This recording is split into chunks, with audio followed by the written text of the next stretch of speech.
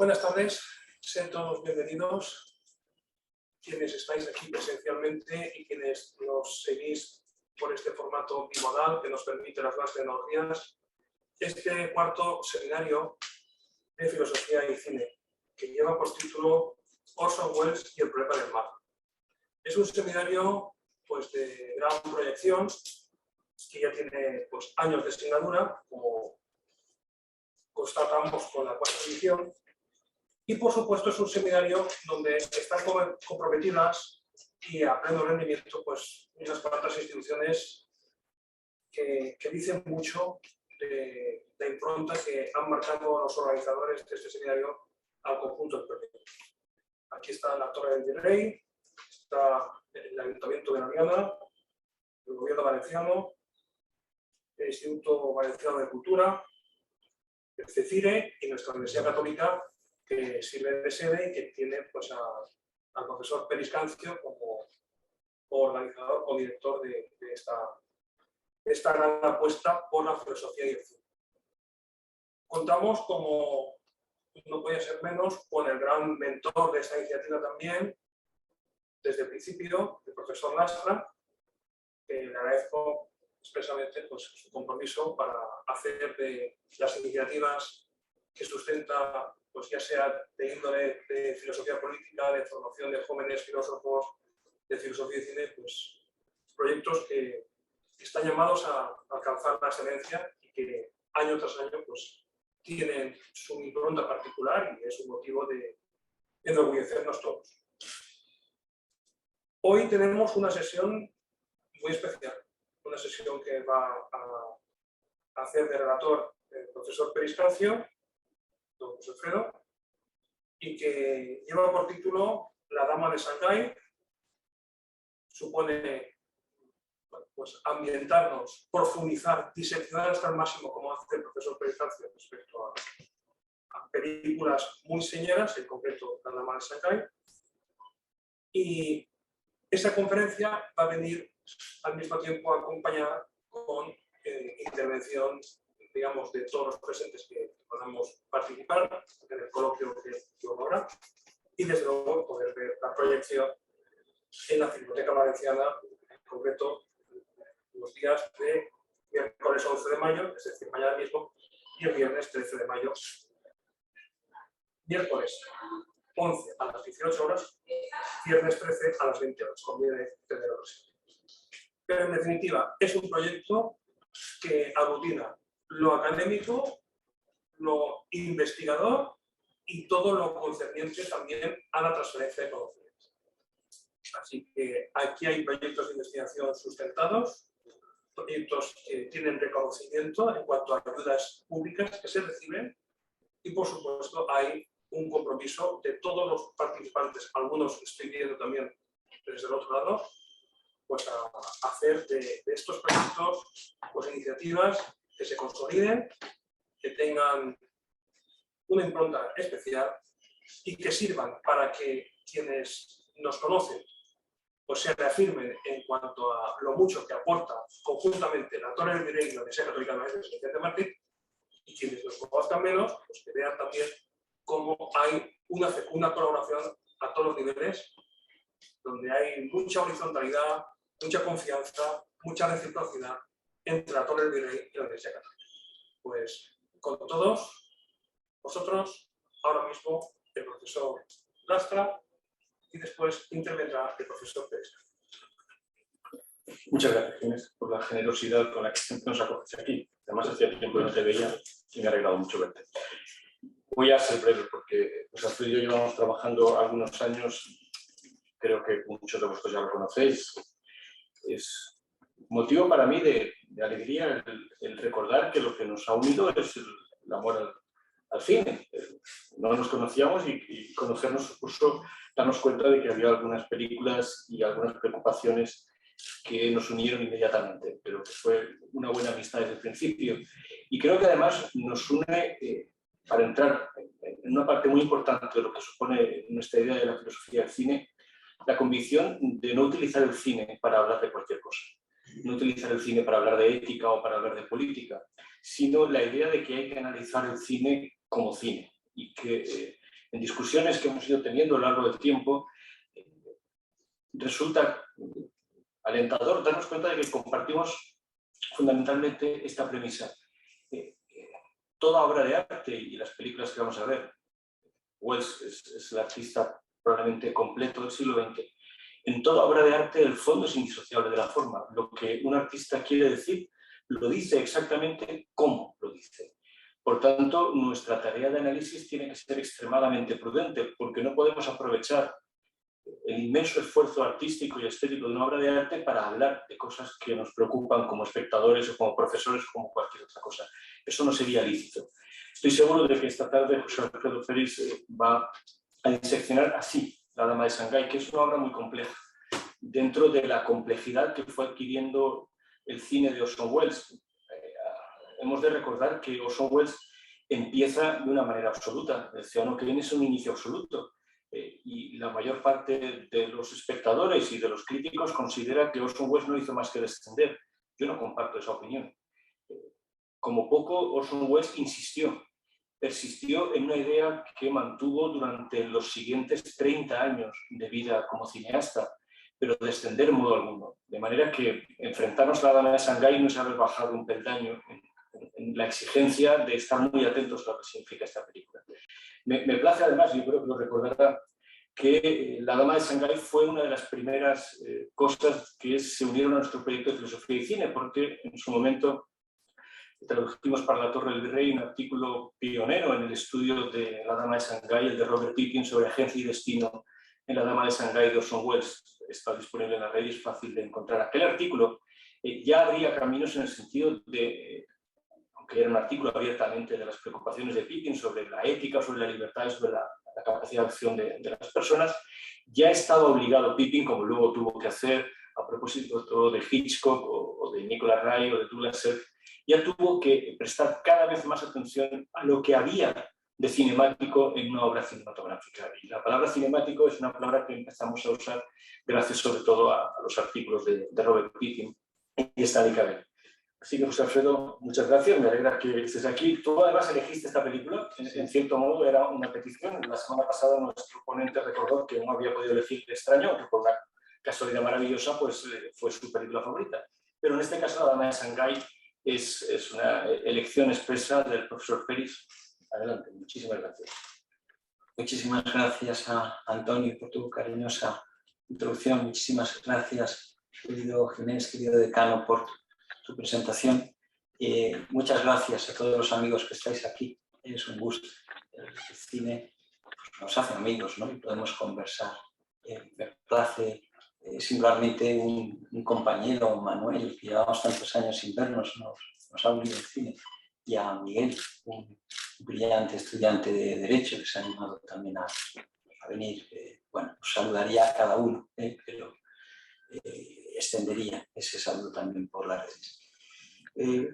Bueno, es verdad, la elegí, La Dama de Shanghái, y la elegí por confianza en cosas que había aprendido de Pippin. Es decir, me pareció que Pippin enseña a ver las películas y enseña a preguntar filosóficamente por ellas. Y claro, lo volveré a mostrar más adelante, pero el capítulo que tradujeron en La Torre del Virrey, tradujo Antonio Lastra con Raúl Miranda, pues bueno, aquello fue importantísimo. Y yo creo que es un artículo que sigue permitiendo pensar sobre la Dama de Shanghái. Yo estoy muy contento, Antonio, de este curso. Te lo he dicho antes, off the record, y te lo vuelvo a decir, de este seminario, ¿no?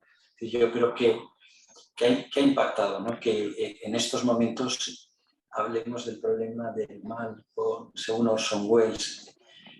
Es verdad que nosotros lo pensamos para hace 2 años, ¿no?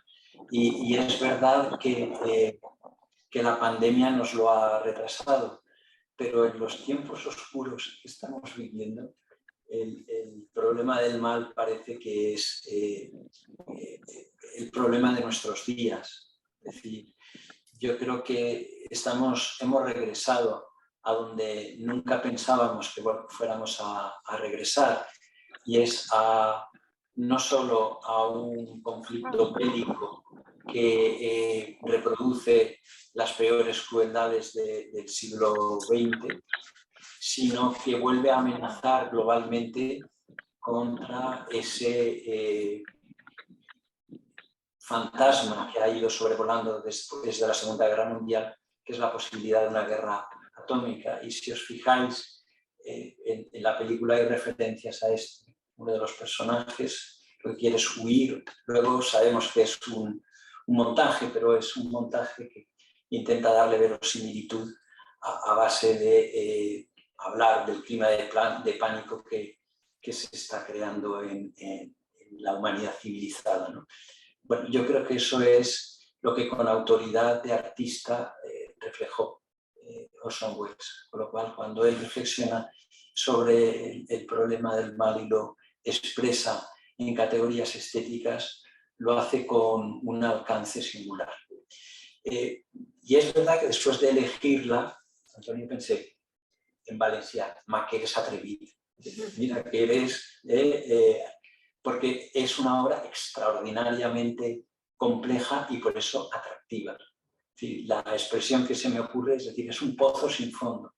Es decir, cada vez que la vemos nos salen cosas y más cosas y más cosas. Y no solo es que es un pozo sin fondo en ella misma, sino que ha generado una multitud de estudios, de comentarios, de observaciones que realmente hacen difícil decir cosas nuevas sobre ella, ¿no? Yo en eso me sumo a lo que nos decía, se nos decía el primer día sobre Ciudadano Kane, ¿no?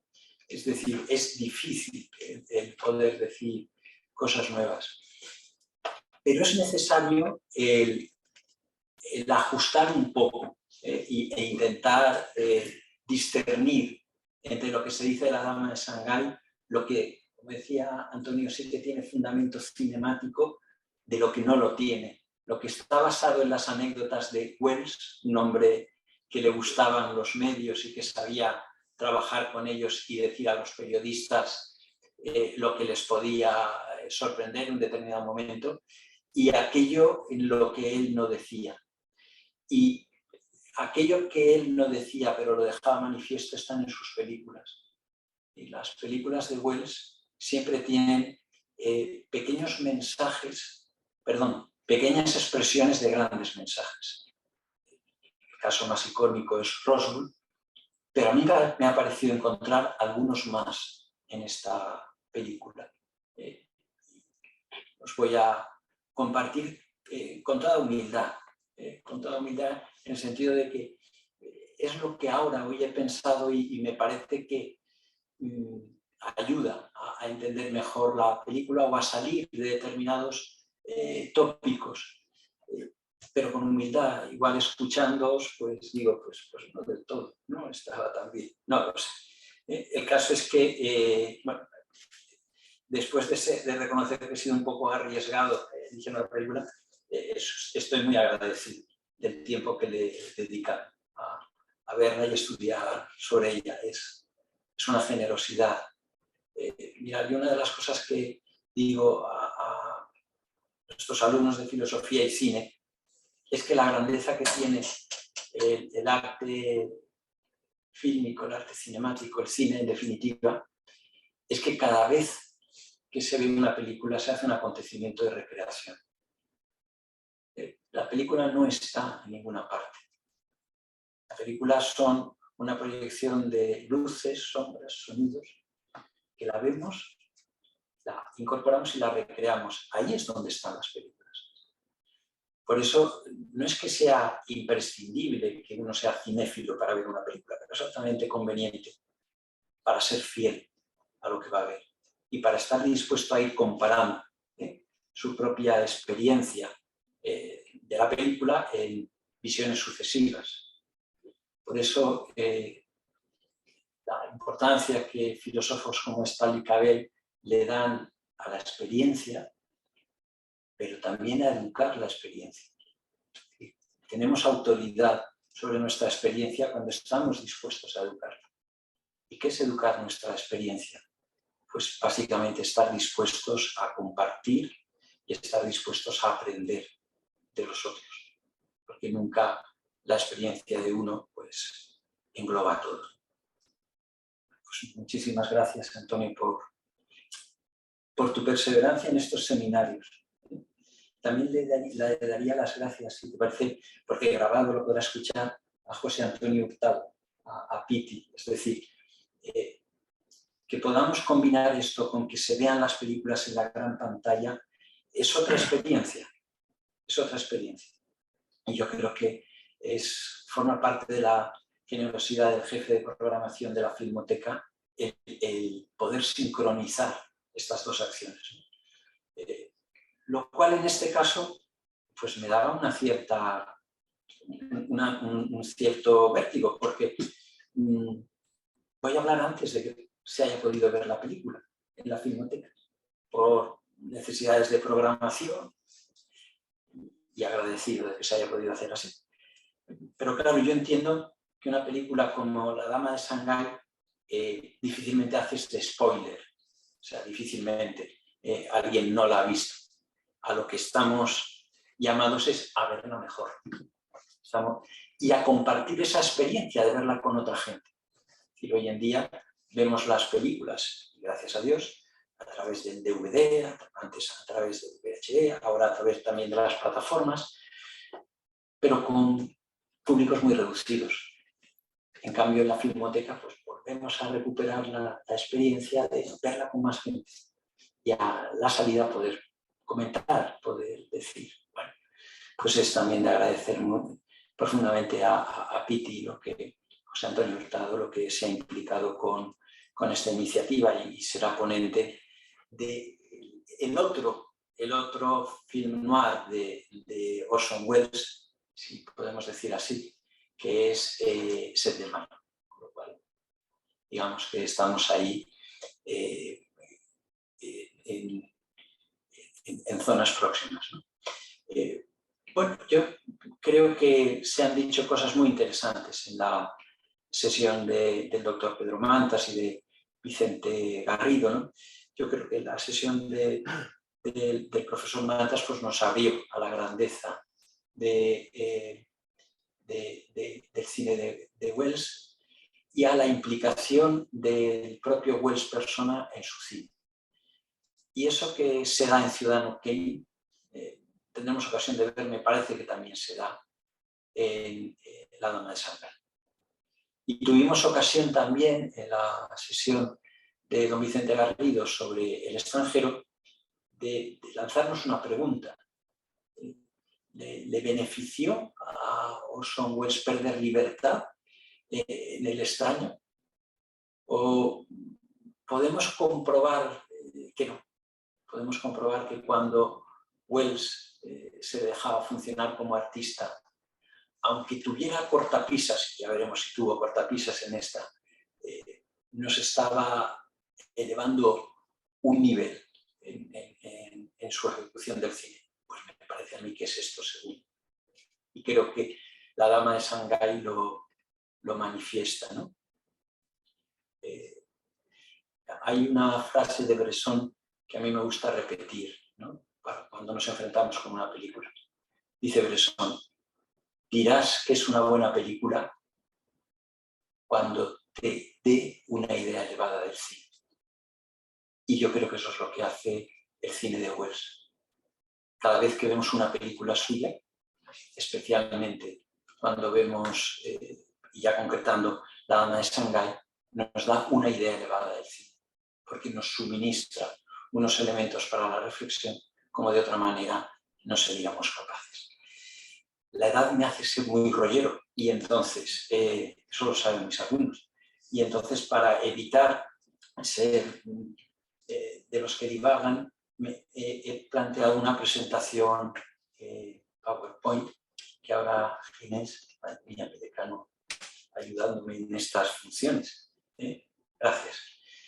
Y ahora aquí ya sí que voy a ser capaz. Vamos, los objetivos son claros. El primero, situar La Dama de Shanghái en el contexto de la obra de Orson Welles. El segundo, conocer algo de cómo fue su proceso de creación intentando discernir qué hay de leyenda y qué hay de realidad en muchas de las cosas que se dicen, detenernos en algunas secuencias o planos.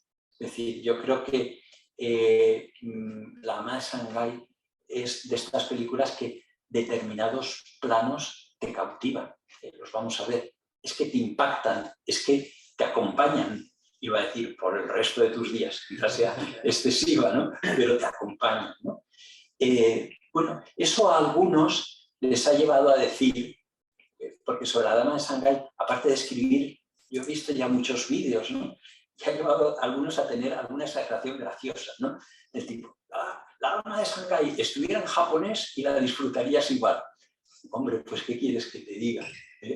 Si con eso quieres decirme que hay secuencias y planos que se explican por él mismo, sí, estoy de acuerdo. Ahora, si lo que me quieres decir es que algo que dijo el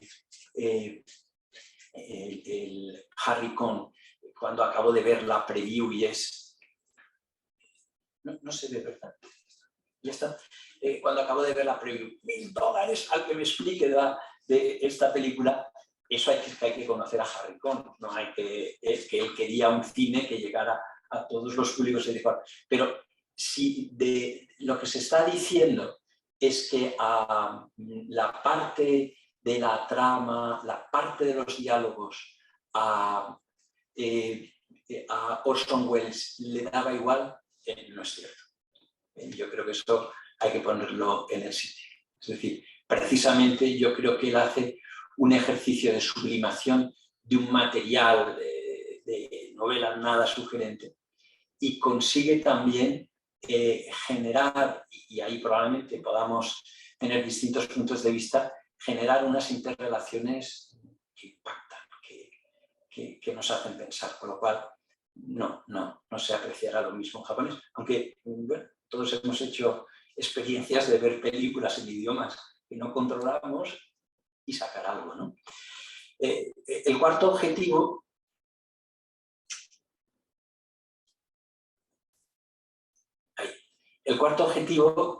entrar ya en el terreno de la filosofía cinemática siguiendo a Robert Pippin. Yo creo que Pippin sí que hace una lectura de los distintos niveles en los que uno puede analizar la película y cuando llega a determinadas interrogaciones es cuando propiamente estamos a un nivel cinemático. Lo otro es necesario e incluso puede conllevar filosofía del cine, pero si no conseguimos interrogar filosóficamente a las películas, es decir, vuelvo a eso que os decía que les cuento a mis alumnos, si no somos capaces de situarnos ante la película como algo que se va recreando y desde ahí preguntarle, probablemente estemos perdiendo una de las posibilidades que tiene la película. Y luego no llego a conclusiones, sino que quiero conversar con vosotros sobre posibles conclusiones, porque en una película tan compleja como La Dama de Shanghái, de Lady from Shanghai, he pretendido acabar haciendo una propuesta que se entienda para que la podamos debatir. Es decir, para que entender yo también otro tipo de posturas. La he hecho convencido, o sea, que no es que diga, bueno, voy a decir algo para... No, la he hecho convencido, pero con una convicción humilde. Es decir, esto es lo que yo creo, pero no sé si es lo que se puede compartir, que es esta película. Bueno, vamos a situar La Dama de Shanghái en el contexto de la obra de Orson Welles. Como tengo una cierta mala conciencia de que no hayan podido ver la película, me he permitido hacer una presentación muy visual, con muchas imágenes. Es decir, lo que pueda decir, acompañar con imágenes, pues no lo digo solo con palabras, otras cosas solo las puedo decir con palabras, sabiendo que es falso, eso de que una imagen vale más que 1000 palabras, falso de toda falsedad, como si las imágenes no fueran por ellas mismas interpretables, ¿no? Es decir, las imágenes que haríamos, ¿no? En filosofía del cine si las imágenes ya por ellas mismas hablaran, no hablan por ellas mismas. Bueno, para situar La Dama de Shanghái en el contexto, este señor es Harry Cohn. Harry Cohn era el mogul, el propietario de la Columbia. Y los estudios en aquella época tenían muchísimo poder y muchísimo poder personalizado. No siempre para mí, lo veremos. Pero a veces para mí. Y entonces, sin este señor no hubiese habido. No se hubiese dado lugar a la Dama de Shanghái. Orson Welles lo encuentra con gracia y yo le he leído y le he visto, porque también lo dice en un vídeo, distintas versiones. Parece que lo que es común en todas las versiones es que él necesitaba $55.000 para acabar un montaje teatral. Si no, los vestidos estaban en la estación y no se los daban. Y entonces él se le ocurrió que la única persona que él iba a saber ponerle el anzuelo y que picara era Harrison. Y entonces, ¿por qué? Porque decidía muy directamente y no tenía ni consejo ni nada, él hacía lo que quería. Bueno, y entonces le dijo eso, que necesitaba, que tenía un proyecto fantástico de una novela que llevada a la pantalla iba a ser un boom. Y ya ahí cuentan que la novela él, que si estaba en un kiosco, que si era la mujer de la taquilla la que la estaba leyendo, que si... lo de menos es eso, lo demás es que él le plantea eso a Harry Cohn y Harry Cohn enseguida dice que sí y gracias a eso empieza a ser posible esta película. Esto lo digo compensando todo lo que tuvo que sufrir luego en el montaje. Es decir, pero nunca oiréis, me parece, Antonio, hablar mal a Welles de Harry Cohn, ¿no? Es decir, él alguna vez le dijo, usted era un outsider de Hollywood, es decir, alguien que está en contra del sistema, de que nadie que ha vivido de Hollywood puede ser plenamente un outsider. Puedes tener tu punto de vista crítico, pero has podido hacer lo que has querido porque estaba este sistema. Primer punto para ver cómo se gestó la película. Segundo, y yo creo que es fundamental, la relación entre Orson Welles y Rita Hayworth. Y aquí yo retomo lo biográfico que había, del que nos había hablado Pedro Mantas, al hablar de Ciudadano Kane, me parece que es inevitable que esté presente la Dama de Shanghái. Rita Hayworth estuvo casada con Orson Welles y veremos que el proceso de enamoramiento de Orson Welles de Rita Hayworth, según él ha contado, es caza y captura. Es decir, él hasta que consiguió, pero aquello duró poco, duró 2 años. Cuando ya se hace esta obra, ellos están ya separados y el divorcio se oficializa con respecto en el momento del rodaje. Ella se ofrece, pero Orson Welles quería un perfil más discreto de protagonista y no le hacía mucha gracia. Pero dejó de tener dudas cuando fue Harry Cohn, que la tenía como estrella de la Columbia, el que se la impuso. Ella venía de la estrella, de alcanzar el estrellato con Hilda, y ella venía de pasar a ser, pues lo veremos, un icono de actriz muy distinto a lo que habían sido, lo que Stanley Cavell diría, la nueva mujer en las comedias de rematrimonio. Estas mujeres inteligentes, fast talking dames, que son Catherine Hepburn, Irene Dunne, Claudette Colbert, Rosalind Russell. Ella no formó parte de eso, ya se cambia. Es decir, no hay nueva mujer, hay más bien el arquetipo típico de la mujer que suscita deseo, el ídolo sexual de los soldados de Estados Unidos. Claro, la presencia de Rita Hayworth le cambia la película a Orson Welles. La Columbia estaba siempre rozando la serie B y él se planteaba hacer, pues eso, una faena de niño. Cuando Harry Cohn, en su biografía, King Kong, el rey Kong, pero al mismo tiempo el gorila. Bueno, pues cuando Harry Cohn le apuesta por esto, pues le dota de un budget, de un presupuesto que le hace irse a mucho más lejos de lo que Harry Cohn había querido, a lo que Orson Welles hubiese querido en su proyecto inicial. Se suele decir, pero formó parte de la publicidad de la película, que es clave ver cómo Orson Welles le hizo cambiar el peinado a Rita Hayworth, ¿no? Y se suele poner como una expresión del dominio, ¿no?, que Orson Welles ejercía sobre esa situación, ¿no? Se dice también que si fuera una película de venganza, yo creo que eso no lo veo. Se puede ver, sí, se ha dicho y se puede ver, pero yo no lo veo.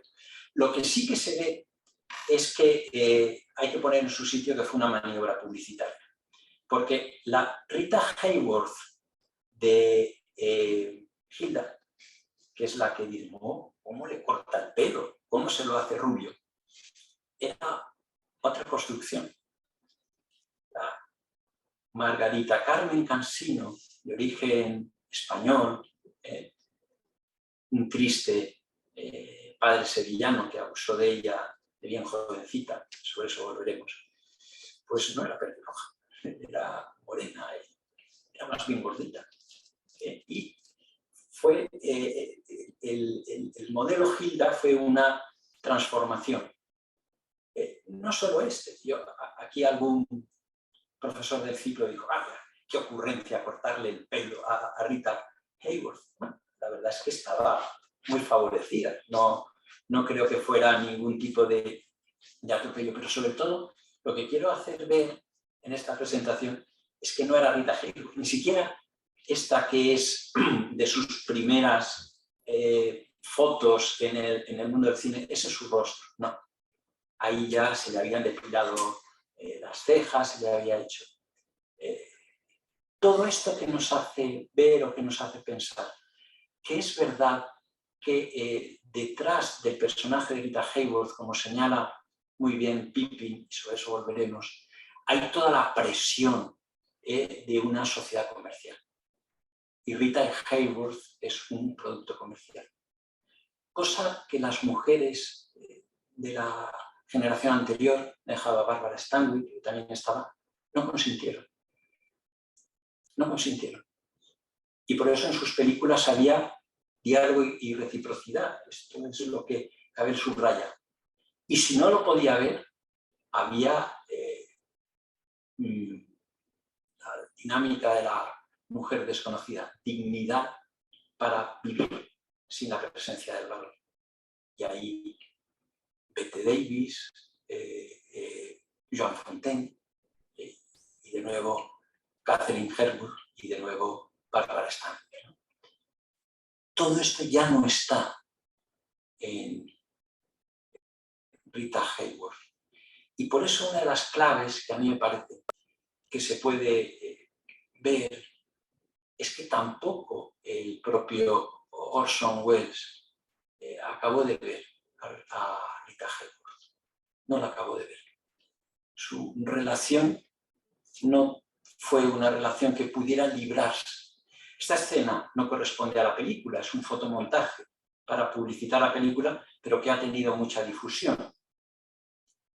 Pero si lo he traído es porque representa bastante esas dificultades para que hubiera habido esa conversación, ese diálogo, ese encuentro entre el uno y el otro. Por eso creo que es otro elemento clave a la hora de entender lo que es situar la película, esa relación. Y luego hay que entender, y volvemos sobre algo que nos sale a lo largo del seminario, que Orson Welles era un artista total. Y yo me voy a fijar al margen del cine en tres cosas, pero solo trataré dos. La primera es que el compromiso que él tiene con el teatro y con Shakespeare. Pero de eso no me voy a atrever más que a decir esto, porque disfrutaremos escuchando a Antonio la semana que viene. Pero lo segundo es que Wells dominaba, como pocos, el espectáculo radiofónico, cosa que ahora nos resulta, no nos lo representamos bien. Y por eso he querido traer la fotografía que he podido encontrar de cuando se estuvo grabando La Guerra de los Mundos. En La Guerra de los Mundos, Wells llegó a conseguir que la gente saliera aterrorizada de sus casas pensando que venían los extraterrestres que estaban ahí. Entonces, quiero haber podido trasladar y, bueno, esto gente que sepa más igual me podrá decir, pues no es del todo aceptado. Pero si os dais cuenta es un pequeño escenario.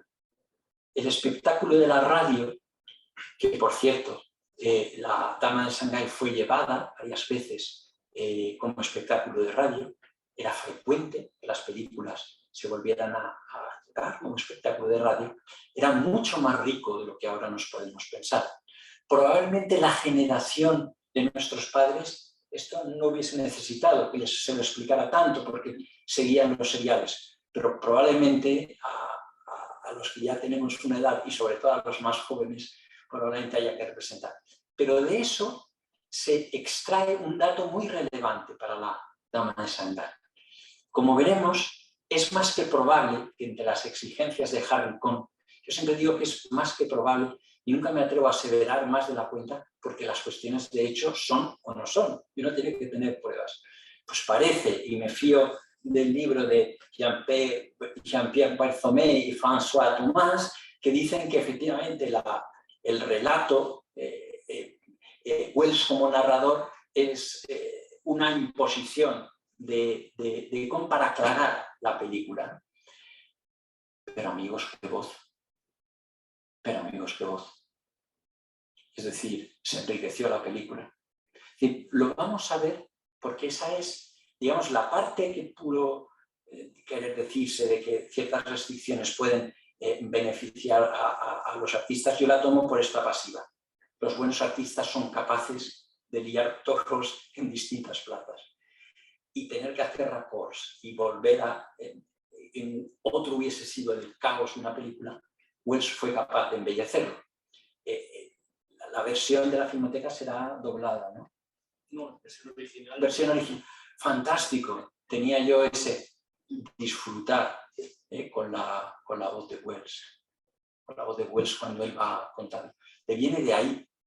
En su libro sobre Wells, que nunca se ganó Notorious Ediciones, Garci, que conocía a Juan Cobos, que a su vez Juan Cobos conocía mucho a Orson Welles, sobre todo hablaba de la voz de Wells. Por eso es que es un artista total. Es decir, pensar que eso era una novedad relativa, cuántos artistas, bueno, ya no era una novedad, pero estaba próxima de en la memoria todos aquellos actores del cine mudo que tenían una voz ridícula y que no aguantaron el paso al sonoro. Pues aquí nos encontramos, bueno, ya casi 20 años después, el efecto diverso. Y hay otra faceta de Wells, perdón que no se acaba de ver, pero aunque la foto no tenía toda la calidad, me resultaba interesante mostrarla, que es Wells como mago, como ilusionista. Y Wells disfrutaba con el espectáculo de la magia. Lo que me ha atrevido a traer, porque me parece una cosa impresionante, es que uno de los espectáculos fue con Marlene Dietrich hacer aquello de dividirla en dos. Es decir, bueno, ya todos ahora no somos inocentes, sabemos cómo se hacen esas cosas, ¿no? Pero en aquella época impactaba en Marlene y todas esas cosas. Y eso algo está presente en su cine, ¿no? Esa capacidad del cine de mostrar escenarios que generan una ilusión que, aunque sabemos que no es cierta, es tan válida como si fuera cierta. Si conocemos magos, ilusionistas, te dicen que el buen mago, el buen ilusionista, es el que sigue viendo el truco como si fuera real. Y eso es lo que le pasaba a Wells, con lo cual su manera de plantear el cine tenía ese parentesco con la magia, ¿no?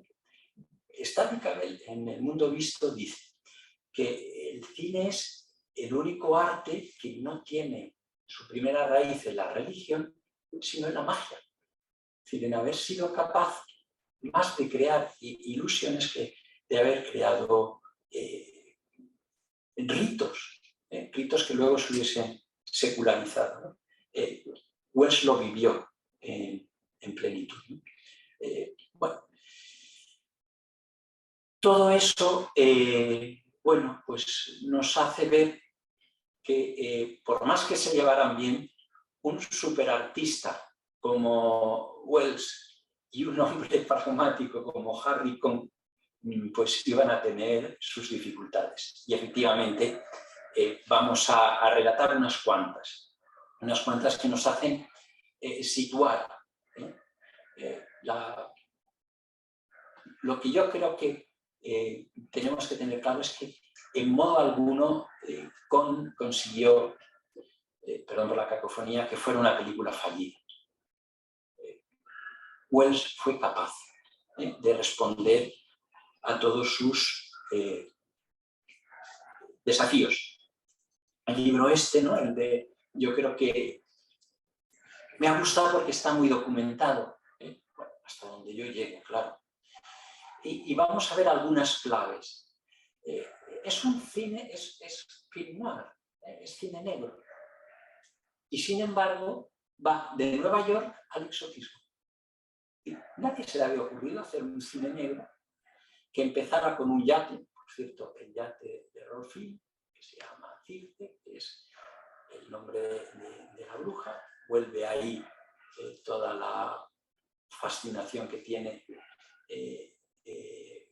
Wells por estos temas. Y él quería ya que los exteriores en Nueva York fueran también una novedad, pero llegó tarde, porque ya las horas de Dasein le adelantaron. ¿Y por qué llegó tarde? Porque el proceso de reformulación de lo que tenía que ser la versión definitiva se prolongaron más de un año. Es decir, la película empieza en el 46, se data en el 47, pero se estrena en el 48, casi sin diferencia con Macbeth, ¿no? Están ahí las dos. Bueno, pues luego está La jungla mexicana, al lado del puerto de San Francisco, en Sausalito, en San Francisco, pero también hay muchos elementos en los estudios. Y Wells tiene una manera genial de dar armonía a todo esto. Probablemente lo que se le hubiese ocurrido a otro es intentar hacer uniforme los distintos escenarios. Lo que se le ocurre a Wells, y en eso estuvo de acuerdo con Charles Laughton Jr., que fue el primer jefe de fotografía, lo que pretende es reforzar la oposición de los decorados a través de la iluminación, casi como si se tratasen de películas diferentes. Y si ahora hacéis memoria, nos parece eso. Cada vez que estamos en otro sitio, parece otra película. Y es algo buscado. Es algo buscado precisamente porque quiere romper con ciertos esquemas del cine negro, aunque tiene algunas fidelidades, algunas muy graciosas. Me permito dos, que me parecen graciosas. Las películas del film noir, todo es muy negro, pero los techos de los coches relucen. No sé si os habéis fijado. Y la segunda, sí, todavía más graciosa. Todo es muy oscuro, pero las luces de los coches se reflejan en la acera. ¿Qué quiere eso decir? Que el film noir, bueno, sabiendo que cuando en la época de oro del film noir no ha aparecido todavía la categoría, por lo cual nadie dice, yo quiero hacer un film noir, pero hay un ambiente que les permite hacer cines parecidos, tenía su pretensión creativa. Yo creo que Pipin eso lo dice bien. Es como como una retropía. Es decir, el cine americano sueña otros mundos con el western, sueña otras relaciones con la comedia y analiza o se resigna a lo que está viviendo con el cine negro. Puede ser, no lo sé. Bueno, lo tercero, raccords por decenas. Es decir, lo que hubiese destrozado a cualquiera, es decir, tener que volver a unir, a armonizar, a filmar otras cosas, a reutilizar escenas con transparencias, lo que a cualquier otro le hubiese tumbado en la lona, a Welles le permite expresividad. Claro, además, bueno, pues por estas cosas que tiene, está mal escrito Rudolf, falta una P. Por estas cosas que tenía el sistema de producción, en esos momentos se pone enfermo Charles Laughton y viene a ayudarle nada menos que Rudolf Maté, que acabó siendo un gran director y por tanto que le aportó soluciones, con lo cual no fue que solo Welles, en plan héroe, lo hiciera, no. El cine siempre es un arte cooperativo, colaborativo. Por eso, siempre cuando ponemos el acento en el director, no es en plan solipsista, él solo, sino como en frase afortunada de François Truffaut, porque es el único que no tiene derecho a quejarse. ¿No? Dicho en positivo, es el que tiene que asumirlo todo, pero le ayudan, espérate. Bueno, y el otro, cuando fue el fotógrafo de la... bueno, el director de fotografía de la casa de Columbia, que era Joseph Walker, al cual pues en películas de Capra y esto pues lo hemos visto bastantes veces. Bueno, y ya la última, se pueden poner algunas cosas más, pero me parece que con esto estamos viendo, probablemente la que más le dolió a Orson Welles es lo que los autores de este libro llaman el sabotaje sonoro. Él se va y la idea que tiene de haberse ido a la jungla, a México, a Acapulco, es que se oiga el mar, que cuando está en el yate se oiga el... Pues nada, cambiaron completamente la banda sonora original, introdujeron la narración, que yo creo que eso le ayudó a la película a estar mejor, pero realmente le ponían entre las cuerdas. Las tres exigencias que hizo y aquí está documentado, los memorándum, iban escribiendo y contestando, era anteponer el diálogo y su inteligibilidad. Es decir, con RPR, no, esto no se entiende, hay que poner más diálogo y más inteligibilidad. La segunda, la que hemos comentado, la narración en off. Y luego lo que ya más le horrorizó a Orson Welles es que el 60% de la película estuviera acompañada de la música de Heinz Fromgel, que era el músico de la Columbia, pero que hacía una música, yo aquí hago un acto de fe, si lo dicen será chillona. Bueno, pues no, en comparación con lo que Welles quería, no era chillona. Bueno, todo esto, pues alguno puede desanimarle, decir, oye, voy a ver una película. No, en modo alguno. O sea, y esto del japonés es verdad. O sea, la belleza de algunos planos y de algunas secuencias es seductora. Es que te mete. Bueno, aquí las fotografías son malas, pero las de la película son buenas. Esto es solamente un tráiler malo para que se vea una película buena. Por ejemplo, esta de la playa de Acapulco. No he encontrado otras que ahí son planos picados verdaderamente impresionantes, pero sí que me ha gustado algo que estaba en la pretensión de Welles y que luego no le dejó mucho. Y era el mezclar a estos millonarios tan enrealecidos, tan crueles, con la gente sencilla del pueblo. Y con todo eso Welles está dando un mensaje. Yo por ahí de ese hilo he tirado bastante. pero es que no le dejaron ni siquiera mantener la música latina. Estas escenas estaban acompañadas de música latina. Bueno, pues esta imagen no es nada del otro jueves, pero las que veáis de la película os resultarán impactantes, seductoras. La segunda, famosísima, el fotograma no hace justicia, es la escena del acuario. La escena del acuario es una escena fundamental, decía Wells, para entender la película, pero la gente está tan impactada con las imágenes que no hace caso de los diálogos. Bueno, es que entonces era difícil ver las películas más de una vez, hoy no es problema. En esta me fijo en el acuario, que en la siguiente fase ya me fijaré en el diálogo, ¿no? Pero realmente es impresionante el juego de luces, de sombras, y cómo eso comunica toda la complejidad que tiene la relación. Es decir, es necesario ese fondo. Ese fondo revela el mundo interior, como dirá Pippin, de falta de agencia que tiene.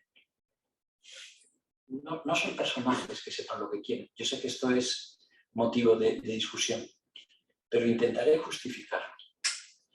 Y la tercera escena, hiperfamosa, es la de los espejos, ¿no? Que ya hemos sacado antes, una que no. La primera aparición de Bannister con los bastones, que no se sabe dónde está, y es impresionante es esa primera escena. La escena de cómo se rompen a base del tiroteo es igualmente impresionante. De los chascarrillos, el presupuesto que tuvieron que pagar para esta escena fue impresionante, ¿no? Pero realmente es un momento único de la historia del cine, ¿no? Y un momento único que ayuda a bueno, todo el tema del espejo, que es como una metáfora del propio cine. Vemos las cosas reflejadas. Wells lo está ofreciendo para que reflexionemos sobre su construcción y su destrucción. También, por no cargar, no he querido poner la escena previa en donde él cae a través de un tobogán, ¿no? Es otro plano que cuando lo veáis mañana o el viernes os encantará.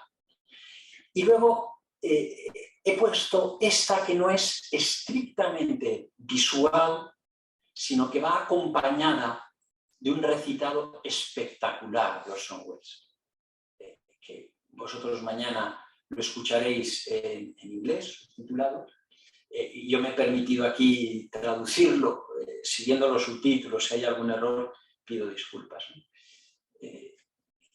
Le llaman y están bueno, pues los personajes que a fin de cuentas manejan una red de odios, que son el marido Bannister, el abogado, el socio de Bannister, que tiene un papel ambiguo, y ella, Elsa Rita Hayworth.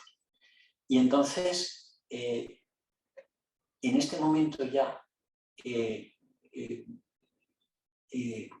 personaje de Michael O'Hara, de Wells, hace un recitado que es profético.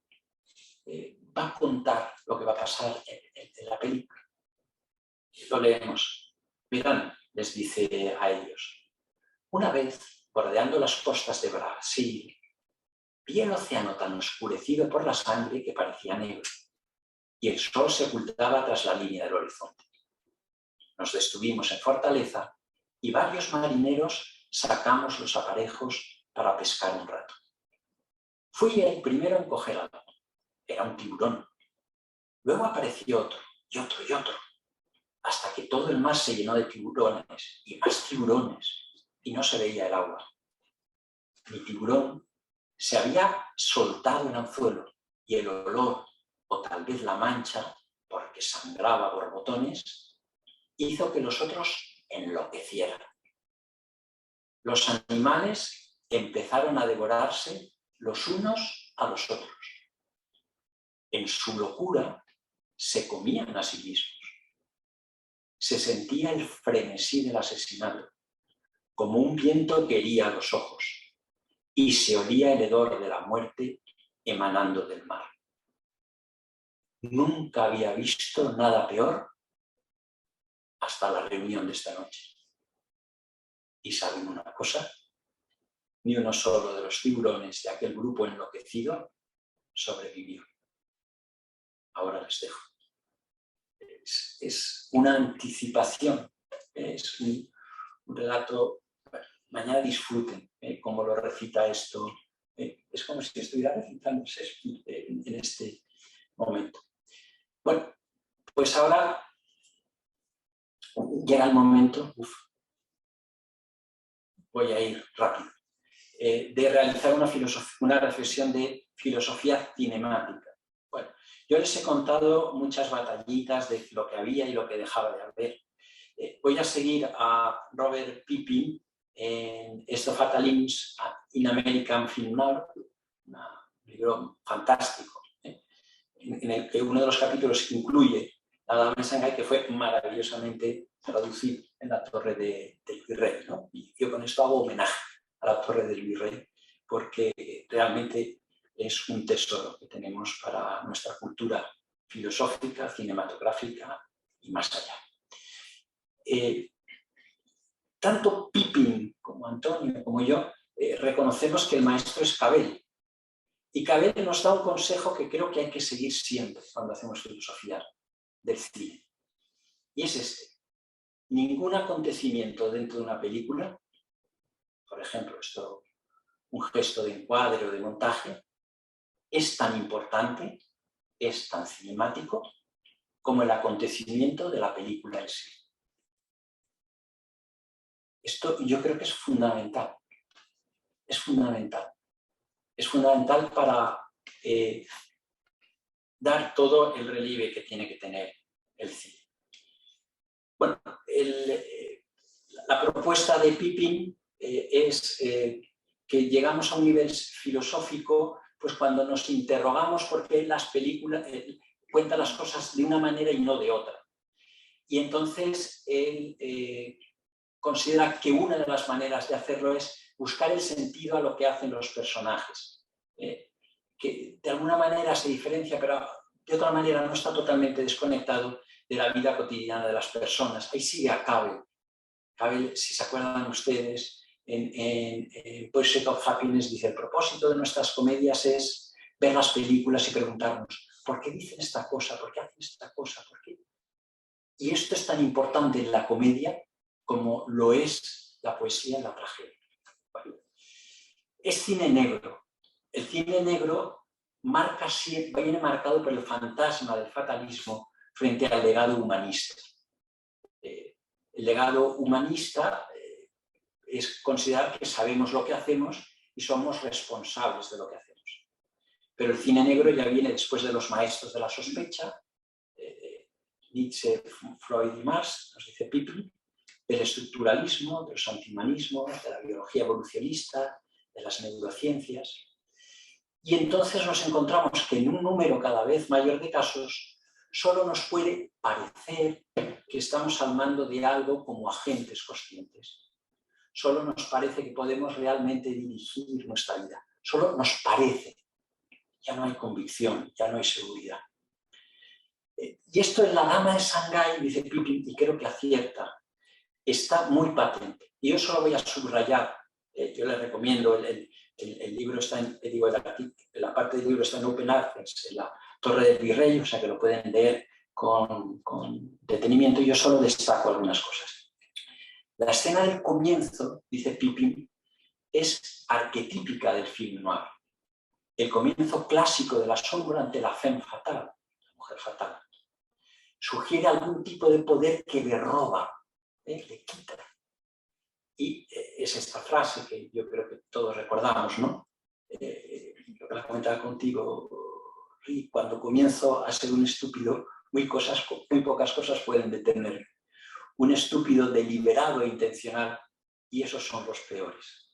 Es decir, bueno, claro, es toda la dinámica del cine negro lo que permite es eso, que al mismo tiempo que dices te excusas, porque no tienes la plenitud de la acción de la gente. Señala Pippin, la duplicidad del Michael narrado y del Michael narrador le permite a Michael contar de qué es culpable sin ser conscientemente culpable de lo que hizo. Y aquí apuesta Pippin, hace una interpretación. No es, por tanto, una forma de alienación lo que sufre Michael, sino una forma intencional de autoengaño. Yo le sigo a Pippin por ahí. Es una forma intencional de autoengaño. Por eso es una narración restrictiva, porque él solo quiere acentuar parte de lo que en la pantalla vemos de otra manera. Él va dando su acento. Se dice, la película es la novela de Michael, hasta cierto punto. Vemos muchas cosas que la novela no puede ver. Y podemos interpretar muchas cosas de manera distinta a como las interpreta Michael, me parece. Michael ha estado guiando, una escena crucial es aquella en donde Michael ha estado guiando el yate, ella toma su lugar en un momento determinado y él recuerda al efecto su propia opinión sobre el conocimiento práctico. Esa breve escena, dice Pippin, que es una de las más importantes del film, en esa breve escena hay mucho contenido. Al comienzo oímos por la radio un anuncio comercial de un artículo para el cuidado del cabello, Glosso Lusto, lo que nos recuerda que el film que estamos viendo, y en especial Rita Hayworth, son artículos de la cultura popular, que el film y ese artículo son objetos a la venta, y que el encanto de Hayworth en el film, esas escenas en donde se le ve en bañador, en donde se le ve tomando el sol, está ligado a las mismas cualidades y a la misma presentación que el encanto comercial de la actriz en el mercado. Nos gustaría pensar, por supuesto, que el amor, para poder ser amor, debe darse libremente, que es algo mío, que refleja lo que soy, que tengo agencia. No soy el resultado de la manipulación del otro. Pero el anuncio radiofónico nos recuerda que la manipulación del deseo es la esencia de la sociedad comercial. Y por tanto, la perversidad de esa manipulación puede hacer muy difícil la distinción entre el verdadero amor y su manipulación. Y es otro paso que para mí es fundamental. La correlación de Elsa con Hayworth como un producto comercial y la forma en que es filmada sugieren que la manera de comprender a Elsa no puede ser primariamente moral, puede ser primariamente juicio sobre ella, ni psicológica. No sabemos bien lo que le mueve, no lo sabe ni ella. Debemos comprenderla en términos del inmenso sistema comercial y patriarcal que ha producido a los Bannister, el mal contra el cual es inútil luchar, según menciona más adelante, o de la inmensa industria de estrellas cinematográficas de Hollywood que se tragó a la pequeña Margarita Carmen Cansino, nombre original de Rita Hayworth, a una temprana edad y dio con el producto Rita Hayworth. Hasta ahí Pippin ya desarrolla, y yo desarrollo en otra línea y me mojo, ya está. Me mojo y esto es opinable y la delicia del cine es que podamos tener distintas opiniones y ojalá todas nos iluminen. Para mí el relato es el de una mujer desconocida. Siguiendo a Cabello, no encuentra con quién coeducarse. No es una nueva mujer inteligente como las de Remarrich Comics, pero tampoco vive el ser una mujer desconocida como algo derivado de su dignidad, al contrario, como algo continuamente debido a las redes de manipulación en las que está, crea, descrea. Bueno, la narración de Michael para mí es un pliego de disculpas. Y para mí todo arranca de la terrible escena final, volveré sobre ello. Pero al mismo tiempo explica su carácter restrictivo. Explica que no es una narración completa. Explica que es una visión suya, pero el espectador puede ver más cosas. El mal que atrapa a todos los personajes le atrapa a Michael en el momento final. Voy a volver sobre ello. No ha sabido, querido, podido, apostado por conocerla. Ha actuado como Bannister o Grisby. Te quiero conseguir. Se ha metido en la rueda del dinero. Ha buscado el dinero fácil y la manipulación, la mentira. Ellos tienen ecos dramáticamente autobiográficos, perdón, no sé lo que he escrito, con respecto a Rita Hayworth. Estos personajes nos recuerdan el padre que abusó de ella, a Harry Cohn que la acosaba. Dicen que no lo consiguió nunca, vete a saber. ¿Y a Orson Welles? Pongo este personaje, Bessie, la criada, de la cual dicen que es una persona íntegra, que estaba con el anterior dueño del yate, que trabaja de estajo y los domingos que libra va a misa, que es una abuela que cuida de su hija, de sus nietos. Y Bessie es la única que tiene expresiones de compasión hacia Elsa. Ojo, con todo el respeto que tiene Welles hacia la gente sencilla. Lo hemos visto que en Acapulco está esto, es decir, para Welles es muy claro que ella no puede estar en la misma rueda que están los demás. Ella al principio le da la bienvenida a Michael O'Hara porque cree que puede ser una salvación por ella. Perderá la esperanza porque Michael continuamente quiere irse. No se moja por ella. No hay una relación en donde él realmente se implique por ella. Mucho antes de que ocurran todos los desencadenantes finales. Bessie lo que ve es que se calla pues cuando él le dice, tú te deberías marchar.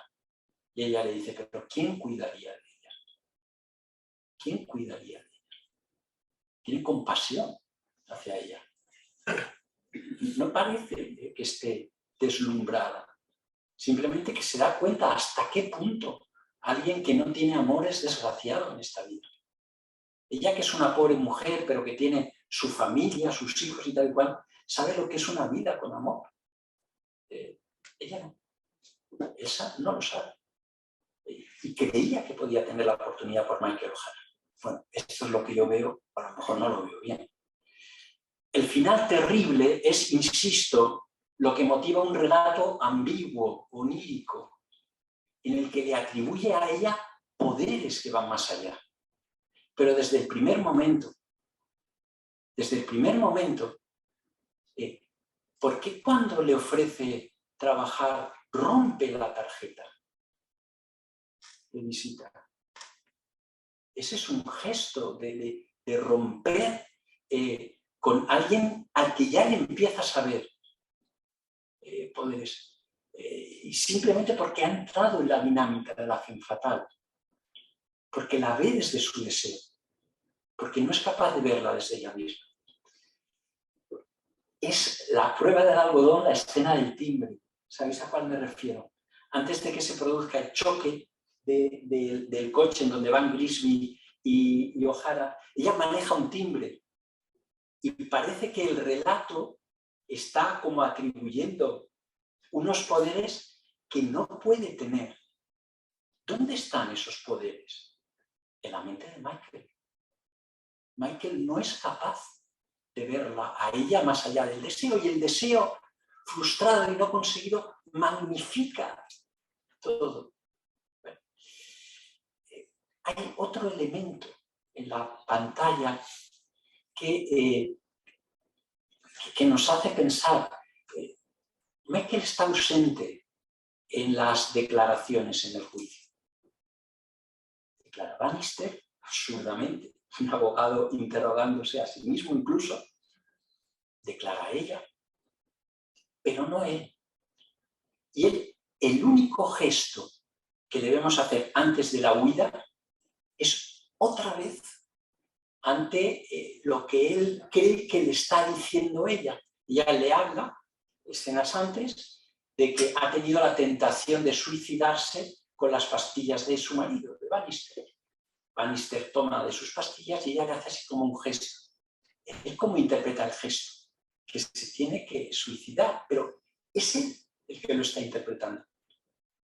Le está diciendo ella, no es tan seguro lo que le está diciendo ella como lo que él interpreta. Y fijaros, hay uno que es completamente delirante. Cuando está en el teatro chino y se abrazan, él le mete la mano en el bolso y descubre la pistola con la que probablemente se mató a Grisby. Eso no tiene ni pies ni cabeza. ¿Cómo alguien que viene de un tribunal iba a llevar el arma incriminatoria en su propio bolso? No tiene... ¿Dónde está ese detalle fallido? ¿En que Orson Welles es un torpe? Me resisto a creerlo. En que lo que nos quiere hacer ver es el relato delirante de Michael con respecto a la relación que tiene con Elsa, porque eso era la prueba de que ella ha asesinado.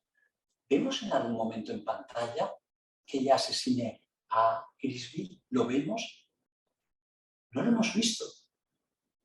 Yo dudo, lo demuestro, simplemente dudo. Renuncia a socorrerla cuando más lo necesita. Los de derecho, Manuel, omisión del deber de socorro, actuación de asesinos, es decir, en ese momento le ha podido hacer todo lo que queráis, pero en ese momento la mayor pobreza y la vulnerabilidad la tiene ella. Y atención, es el paralelo inverso de la escena inicial, en donde a él lo que originalmente era un ataque sobre ella, dicen que pretendió ser una violación y lo pasaron a robo por el código de la censura, lo creo. Ahí sí que él interviene. Y nuevamente ella tiene la pistola. Y no le dé sentido a que tenga la pistola. Cree que lo ha hecho para que él pueda intervenir. Nuevamente seguimos viendo ahí elementos oníricos. Y lo que es claro es que el impacto que le ha dejado ella a Michael es un impacto meramente en sus emociones. Y el último relato no es de mínima compasión.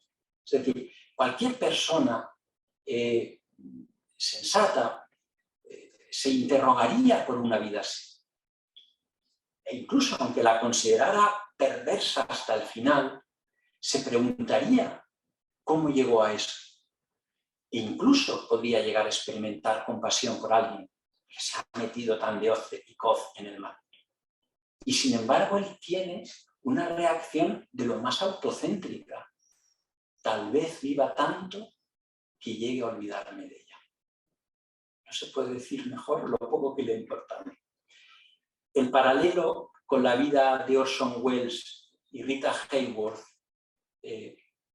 a mí me lo suscita una anécdota terrible, que no repito literalmente porque parece que lo dijo en un contexto festivo, pero la idea sería la siguiente. Le dicen a Orson Welles que el único momento de dicha que ella ha tenido fue cuando vivió con él, su matrimonio con él. Y entonces la respuesta de Welles es terrible. ¿Fue dichosa conmigo? ¿Cómo sería el resto de su vida? La respuesta de Welles es terrible, de la indiferencia paralela a la respuesta de Michael O'Hara. Pues bueno, ya que me he mojado, hasta el final. Quizás, más allá de sus intenciones, The Lady from Shanghai nos da los elementos para que nos podamos revisar sobre las sutiles seducciones del patriarcado, del machismo, cuyo efecto implacable es la incapacidad de reconocer en las mujeres su igual dignidad como personas. ¿O no? Muchas gracias.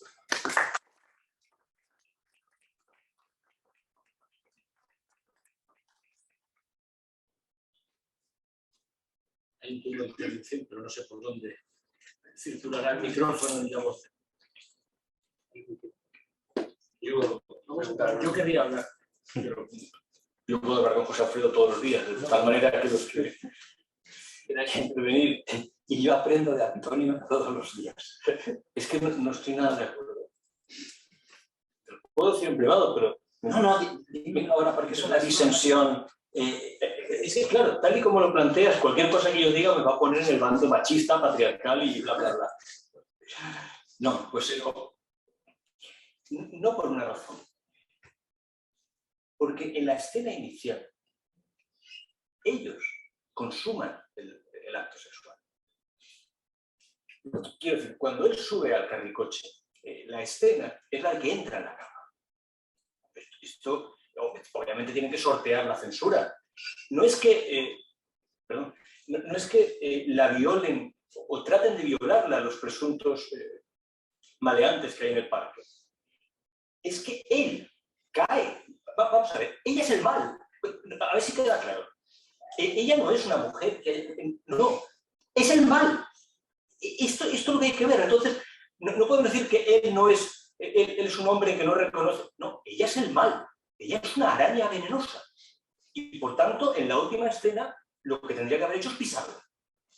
Destruirla, porque es el mal. El hecho de que sea una mujer no añade... Esto no es una película sobre el patriarcado. Es una película sobre el mal, y el mal es ella. Ella es la que está matando a todos los hombres o mujeres, o lo que sea que haya a su alrededor. Ella es el veneno. Y ella seduce, efectivamente. La película es la Odisea. Ella es Circe. El barco es Circe. Ella es el mal, es la bruja. Son los poderes negros. Son las brujas de Macbeth de la semana. Ella es el mal en estado puro. Que lo encarne una mujer. No es relevante, no es una película sobre género, no es una película sobre patriarcados, no, es una película sobre el mal. Y el mal lo encarna ella, a la que como actriz disfraza además como la mujer fatal, tópica del cine. Los tópicos a Wells simplemente los manejaba para destruirlos, pero es el mal es ella. El mal no es el tarugo de Bannister, que es un cerebro jurídico, pero nada más. Ni es el fanático fascista que tiene como socio, no, ni es él, que no es más que un pobre izquierdista que ha perdido todas las guerras y que acaba de agitador en los puertos y novelista a los Hemingway. Pero él no tiene la capacidad de vencerla a ella. Él no la mata. La suerte que tiene él, el hecho de que sobreviva, es que las arañas, como los tiburones, se matan entre ellos. Y la araña, en última instancia, no puede hacerle más daño, porque está mal herida, mortalmente herida en la escena final. Pero es que es ella la que lo ha seducido al principio. Él entra en el carricoche, y entra en el carricoche porque ella lo atrapa en su red, lo atrapa, y además, si te acuerdas, la escena de meterse en el carricoche es la escena de entrar en la cama. Obviamente tiene que luchar con la censura para que ellos no vieran que es una escena sexual, pero es explícita. Pero ahí está la pistola. Y la pistola, en todas las películas de cine negro, es el sexo. No voy a decir que el mal sea el sexo, pero que es obviamente el pecado. En la simbología occidental, el sexo y el mal están unidos. Es Lady Macbeth y Macbeth. Es que es la misma historia con claridad. Yo aquí, lo del patriarcado, José Alfredo, no lo veo. No lo veo por ninguna parte. Ella es el mal. Sí. Es el mal, pero el mal, si no, ¿dónde está el mal? Sí, el mal está en la seducción que tienen todos a acabar los unos con los otros, en la cual acaba el propio Michael. Michael no acaba. Michael, como Ulises no es la inteligencia moral.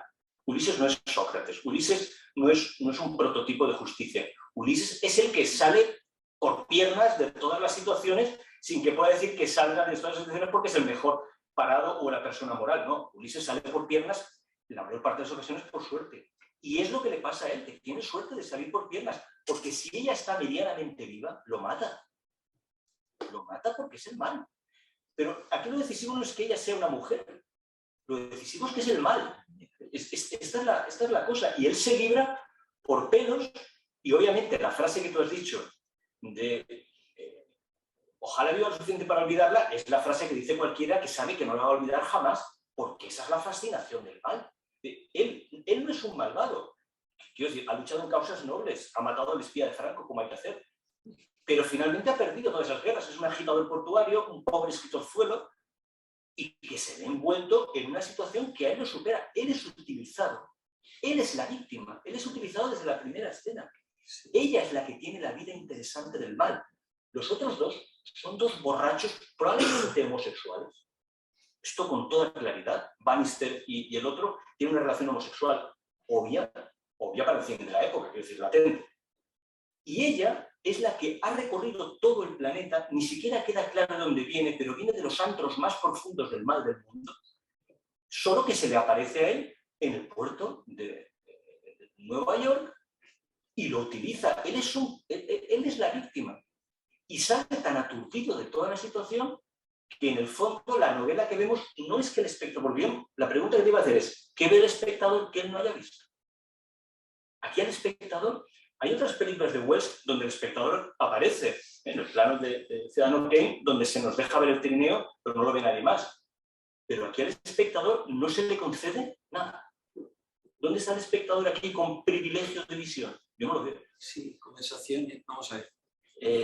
O sea, cinemáticamente yo creo que no se sostiene que en un coche abierto la analogía con es el fiacre de Madame Bovary, quiero decir. No, pero era un poco porque se ha abierto. La mejor manera de sortear la censura es decir, ya ves tú, mira, un coche abierto en medio del parque. Puede ser. El cigarrillo. Pues claro, pues es que es la escena. Y se guarda. Sí, La pistola, es que está la pistola en esa escena y en la última, y la pistola. Es decir, meterle la mano. Perdón por la expresión, que puede ser grosera, pero es que ha habido una consumación desde el primer momento. Y eso es lo que a él le ha fascinado. Le ha quedado cogido porque claro, ella es bellísima y no puede escapar. Él está fascinado por la belleza, pero no sabe que es el mal. Y aquí no hay nada de género. Estaba mirando, pero no sé por qué no tengo internet, no sé si la sala está en inglés, pero es Double Indemnity. ¿Te acuerdas? Sí. Que creo que es un año posterior, me parece que es del 48, que es Barbara Stanwyck. Todo lo que has dicho de Barbara Stanwyck, como esa mujer capaz de... Billy Wilder destruye ese papel en perdición. Perdición. Double Indemnity es perdición. Sí. Lo destruye. Es casi la misma película, no sé si la tenéis ahora, donde de nuevo Fred McMurray es el pobre tonto que se cree listo, que cree que está por ahí, pero que cae completamente. Y aquí el papel de género no es relevante. Es una simbología del mal profundo, irresistible, y naturalmente no el bien, sino lo que queda del bien cuando ha pasado por la trituradora del mal. Quiero decir, la escena última es la araña en la que hay que pisar, pero con una claridad, yo creo que asombrosa. Es más, es hasta la puerta del parque de atracciones, que es como una malla de red. No es una puerta, es una red. Y él sale, como diciendo, me he librado por los pelos, como Ulises. Por eso el barco es Circe. Pero es que yo no veo, sobre todo es porque no veo como espectador que yo en esta película tenga el menor privilegio. Es una de esas películas que como espectador me deja fuera. A mí me gustaría discutirlo también esto, porque no creo que esté completamente en desacuerdo, creo. Sí, hay escenas en donde se desmonta el relato de Michael hablando ella con Bannister. Eso no puede estar Michael. Es la imaginación del novelista. Claro. Pero aquí, bueno, si se me permite. Por supuesto. Antonio, en este sentido, o sea, quiero decir, sobre lo que dices, creo que sí que hay un problema de seducción, pero creo que el principal problema de la película, el elemento verdaderamente cinemático, es que al contrario de lo que pasa en el juicio, el único que tiene ocasión de defenderse es Michael, porque es el que cuenta completamente la historia. Aquí el hecho de que sea narrador creo que le da el poder de toda la historia. Obviamente, en la representación que él facilita, pues ella puede ser el mal, pero tengo una objeción. Es un mal novelista, Hemingway. Sí, pero es quien cuenta la historia, igual que Ulises. Es decir, Ulises nos cuenta que Circe acabó con sus compañeros, pero igual los mató él para robarle los 4 pesetas que tenía. Es una mala novela. Lo que quiero decir es la mala novela que Wells ha encontrado en el kiosco. Que no es en busca del tiempo perdido. Sí, pero lo que quiero decir es que... Por eso no tienes que decir, hombre, como es una novela, tiene un privilegio epistemológico de la narración que hace... No. Es que hasta la novela es mala porque él es un pobre diablo. Él no es una gran cosa. Eso es lo que quiere que pensemos, ¿no? Quiero decir, al final de la película, cuando se le escapa, porque sí que hay algo en la película, una de las cosas más interesantes, creo que ocurre en un momento que parece aproximadamente irrelevante, que es cuando van a contratar a Michael, ¿no? Están los 2 marineros estos, que sí que son unos borrachos allí, en el que comentan, ¿no? El problema central de la película, ¿no? Si hay naturaleza y nervio, como lo ven en la película, capacidad de seducción, o solo hay seducción, ¿no? Este sería el verdadero problema de la película. Hay una naturaleza que escape a esa seducción, ¿no? Y uno le dice al otro, ¿no? No, hay que tener nervio. Nervio es un fajo de billetes, una pistola o no sé qué. Y el otro le dice, pero ¿y por qué tiene mejor voz que tú? Es decir, aquí sí que creo que hay algo que se escapa a la capacidad de seducción, pero que el mal en la película, sobre todo, es la capacidad de seducción de Michael O'Hara, que está contando la historia. Igual que en la Odisea, la capacidad de seducción es la capacidad de seducción de Ulises, que es quien cuenta la historia, es el único superviviente. No sabemos, quiero decir, en este sentido, una de las contradicciones o de las bromas más pesadas de la cultura occidental es que le hemos comprado el cuento a Ulises. Hemos creído que efectivamente Circe mató a sus compañeros, pobrecitos, y un cíclope y no sé qué. Es perfectamente posible que se los cargase él a todos para quedarse con el botín. Esto por un lado. Y por otro lado, cuando al final se le escapa la naturaleza a Michael O'Hara, que dice, todos somos, o sea, todo el mundo es el fool, ¿no? Lo traducen como idiota, pero es como el engañado de alguien. En ese sentido, no somos nosotros los engañados de Michael cuando compramos el relato que estás diciendo, porque ella no ha tenido ocasión de defenderse, ni siquiera Bannister. No hay espectador de esta película. Por supuesto que sí. Es que es la broma final con Con. Con quería una película para los espectadores y Wells hace una película para nadie. No. Es decir, la película puede ser perfectamente el testimonio que da él en un juicio. Quiero decir, en este sentido, el cine aparece representado como el juicio en el que entra el espectador a juzgar. Decir, eso lo podría haber hecho en el juicio en el que no habla. Claro, pero es que el verdadero juicio es la película, Antonio. El verdadero juicio en el que están los espectadores y está el jurado es la película misma. Y nosotros tenemos que ser capaces de resistirnos al engaño de Michael O'Hara o no. Y fíjate, en la escena final ahí se escapa esa voz que no acaba de tener bien Michael. Es decir, esa naturaleza que salta cuando aparece el playland, ¿no? y el océano, ¿no? El océano como la representación del escepticismo y el playland como el mundo de la seducción. En este sentido sí que creo que solo puede no ser engañado el espectador cuando dice, frente a la posibilidad de que nos haya engañado a todos Michael O'Hara, suspendo el juicio. No me fío ni una palabra. Obviamente, en el cuento que te vende, ella es el mal, el otro es un pobre diablo, no sé qué, pero es que es lo que nos cuenta él, a saber lo que pasó en realidad. Ese es el verdadero problema, creo que es este, a saber. Ese creo que es el verdadero mal de la película. Sí, y yo creo que ahí lo que he leído no es inteligente como para eso. Igual que lo creas, es una capacidad de seducción suya. Que tú digas, el tonto es él, y en realidad el tonto es el que cree. Es que la historia no se sostiene si Michael O'Hara es tan potente. Por supuesto que sí. Perdona, vamos a ver. Yo creo, ¿dónde está el mal? El mal no está en una persona. El mal está en algo que yo creo que las sociedades democráticas y los estados de derechos ya hemos avanzado, en saltarse el principio de contradicción y de legítima defensa. No lo hay. Todo el relato de Michael es, sin compasión, hacer un retrato perverso de ella. Eso en un Estado de Derecho no es admisible. Hasta el más ruin de los ruines tiene derecho a una defensa. Y es así. Y eso estamos convencidos que es la mejor manera de luchar contra el mal. Porque hemos conocido muchos episodios de intolerancia, que hemos detectado de otros modos el mal y hemos aplicado la hoguera. El Estado de Derecho es hijo también de esas experiencias y prefiere el tener que arriesgarse a estas cosas que no el acelerar el juicio. Entonces, a mí me parece, o sea, si yo tuviera que ser el abogado, me sale un poco el abogado, Manuel, si yo tuviera que ser el abogado de ella, me salen todas estas cosas. No acabo de ver, no estoy diciendo que ella sea mejor que Michael, Dios me libre, no. Lo que estoy diciendo es que no se le deja ni ahí para poderse defender. Y me parece, y ahí lo del patriarcado lo señala Pipi, pero yo se lo he comprado. Me parece que hay mucho pozo histórico, y yo creo que lo de las brujas es un lamentable episodio de la historia de la humanidad, mucho pozo histórico de predisposición negativa hacia la mujer.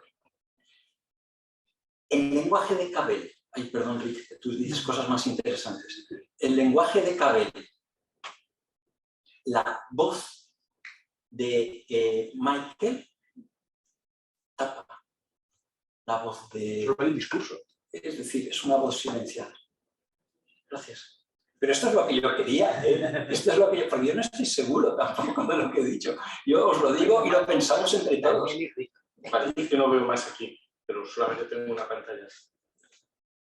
Estás tú y está Daniel. ¿Quién? ¿Daniel primero? Sí.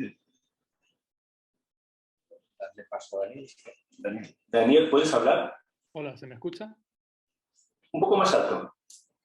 ¿Se me escucha ahora? A ver si puedo subir el micrófono. ¿Se grabará bien? Igual, ¿se me oye ahora? Mucho mejor. ¿Mejor? Hola, Alfredo. José Alfredo, perdón. Un placer escucharte y saludarte. Sobre el tema sexual, aparte de la pistola, también lo veo muy claro en términos cinemáticos en el uso del cigarrillo. Que, bueno, los que comparten el cigarro son los que tienen sexo entre sí en la cena del barco. Y el que no lo hace es Bannister, que es cojo, impotente en el fondo. Y también creo que aquí está la crítica al mal y al poder, ¿no? El poderoso es impotente, es este emprendedor americano en el fondo, como el Ciudadano Kane, es un miserable, alejado de la vida, de los verdaderos placeres, ¿no? de la bondad del mundo. Y bueno, me ha gustado mucho la idea, cambiando un poco de tema, de que la película cambia tanto a lo largo de la narración, que en lugar de estar viendo una película parece que estamos viendo varias películas, ¿no? Una película de viaje por el mar, una película negra, una película de abogados, una película onírica o no sé ni cómo llamarla, ¿no? A las escenas finales con el teatro chino, luego el parque de atracciones. Y efectivamente, si vemos otras películas de la época como Perversidad, de Fritz Lang, que he buscado el año de 1945 y que es buenísima, también hay una femme fatal, asesinatos, juicios, etcétera, pero claramente hay una película, ¿no? Y quizás sea cierto que Wells se mete dentro de todos estos géneros para explotarlos desde dentro, cosa que también se ha dicho de Ciudadano Kane, y creo que juega a su favor, porque el espectador espera una cosa, pero se encuentra con otra. Y creo que siempre hay una gran ambigüedad en Orson Welles. O sea, todos sus personajes malvados tienen un fondo bueno también, ¿no? Él siempre dice esto de que él como actor quiere encarnar a personajes por los que se tiene que sentir algún tipo de cariño, por poco que sea, ¿no? En Siete Mal, el policía corrupto, en Ciudadano Kane, pues la infancia perdida y todo esto, ¿no? Y bueno, también has hablado del contraste entre los millonarios y la gente sencilla del pueblo, y creo que ahí hay claramente una crítica al turista americano, que también es el mal, en el fondo. Porque no se interesa por la gente, no se interesa por los lugares a los que va, hace comentarios estúpidos. En la versión inglesa, en la versión original se ve muy bien, que hablan incluso de forma muy ridícula, son ridículos todos, ¿no? En el fondo también esta obra creo que tiene muchísimo de comedia, como Ciudadano Kane para mí tiene muchísimo de comedia también, ¿no? Y el hecho de que quitaran la música latina también es una prueba de que Wells tenía razón. O sea, en Estados Unidos no vieron la necesidad de poner la música latina. Claro, sí que ellos no van a América Latina a ver nada, no, realmente les da igual a América Latina, ¿no? Y por cierto que esto le ocurrió en It's So True, la película esta que rodó en Brasil, que salió el otro día, y yo me quedé con las ganas de decir algo, pero como hay que levantar la mano y todo eso no lo dije, ¿no? Pero Orson Welles no se fue a Brasil a pasárselo bien, no se fue de fiesta, fue por un deber patriótico, porque para ¿cómo se dice?, fomentar las relaciones internacionales entre Brasil y Estados Unidos por la política de cooperación esta que tenía Roosevelt. Entonces, no es un fiestero que se va allí a pasárselo bien y deja el cuarto mandamiento a medias, en absoluto. Fue más bien todo lo contrario. Se fue casi obligado por un deber patriótico y cuando estaba allí hubo un cambio, en fin, fue todo mucho más complejo de lo que parece. No es un genio que no sabe acabar las películas, en absoluto, en absoluto. Y finalmente, ya termino con esto, ¿no? Enlazando con este asunto de It's All True, ¿no? También en It's All True, por cierto, yo le he escuchado decir a Orson Welles que no sé qué porcentaje era, el 50% era escenas de samba. O sea que la música era fundamental en este documental que se ha recuperado ahí como se ha podido, ¿no? Entonces, todos hablan del sabotaje sonoro. Y creo que es importantísimo recordar que Welles le daba muchísima importancia a la música clásica, que tenía, por supuesto, una excelente formación musical desde niño y todo esto, ¿no? Su madre era pianista, etc. Y bueno, hizo musicales, en el teatro la música también era muy importante, en la radio también. Y hay por ahí un texto que estoy traduciendo ahora, donde habla de la importancia del cine para la música clásica. O sea, que gracias al cine mucha gente puede escuchar música clásica que no escucharía de ningún otro modo más que yendo al cine, ¿no? Y esto es fundamental. Y Ciudadano Kane, la banda sonora es impresionante. Los Anderson, aunque está mutilada, también es impresionante. Y La Dama de Shanghái es una chapuza. Y eso demuestra que Welles tenía razón. También por el debate del otro día. Si a Welles le dejas trabajar, te hace una película 100 veces mejor. Si le fuerzas, si le obligas a hacer cosas que no quiere hacer, destrozas sus películas. Y la prueba está en La Dama de Shanghái. La música es un desastre. Si la hubiera hecho Welles, aunque yo no he visto esa versión, evidentemente nadie la ha visto, estoy convencidísimo, porque solo hay que ver Ciudadano Kane, donde él pudo meter mano, los Anderson, donde él pudo contratar al mejor compositor, como con Ciudadano Kane, que es siempre el mismo, Bernard Herrmann, y el proceso donde él elige directamente. Voy a poner aquí el llamado adagio de Albinoni, ¿no? Que no es de Albinoni, pero bueno. Y efectivamente funciona, o sea, funciona. Y cuando elige a los compositores y les dice lo que quiere hacer, porque eso lo decide él, el compositor está a sus órdenes, funciona perfectamente. Y en esta película lo que vemos efectivamente es que no tiene ningún sentido, aparte de que elimina los efectos sonoros, lo cual es penoso también, ¿no? Que estén en el barco y no se oiga el mar. Bueno, diría 1000 cosas más, pero me voy a callar ya. No te calles, que todas las que dices están la mar de bien, ¿no? Es verdad que, hombre, yo ahí sigo sosteniendo que a pesar de todas esas cosas, el resultado final es una obra de arte. Es decir, que y yo creo que en las críticas contra Harry, contra las cosas que decía Harry Cohn, en algún momento llegan a decir, estaba buscando la cita pero no la he encontrado, y entonces la película será un desastre, y rápidamente se corrige, bueno, no será tan buena. Es decir, que sí que tenían una sensación que la estaban salvando, pero yo es que creo que efectivamente todos esos datos que tú das son completamente ciertos y contrastados, ¿no? Y te agradezco esa matización que has hecho, porque yo creo que no era conveniente que se viera esa imagen de Orson Welles en Brasil. Te lo agradezco mucho. Yo quería...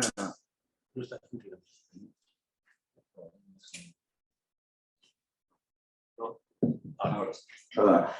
Quería retomar un poco las dos posiciones y media en cuanto a aristotélicamente hablando. Y sí que tengo un poco esa sensación de que en realidad, por lo menos la interpretación que hago yo está un poco a mitad de camino. Es verdad que ya es el mal, pero es verdad que estamos viendo el rato a Michael, de esos dos Michael, que como dice el actor, el Michael relator y el personaje, el relator es un embustero, pero de tomo y lomo. De hecho, el relator no está casi citando a Shakespeare, está copiando Melville. Cuando habla de los tiburones, está copiando el capítulo 66, como dice aquí. es un embustero de tomo y lomo. No te puedes fiar. Tú no sabes lo que está pasando ahí. Está exculpándose de toda posible culpa. De ella sabemos que es mala, pero mala a rabiar. De hecho, hombre, hay un par de momentos que a mí, por eso cuando hablabas también de la sirvienta en el barco, había algo que me chirriaba. A mí el barco me chirría por todas partes. No solamente con los personajes que hay arriba, con los de abajo también. Hay un momento en que él entra y todo el mundo está mirando cómo reacciona él. Él está cayendo en una trampa. Todo el mundo lo sabe.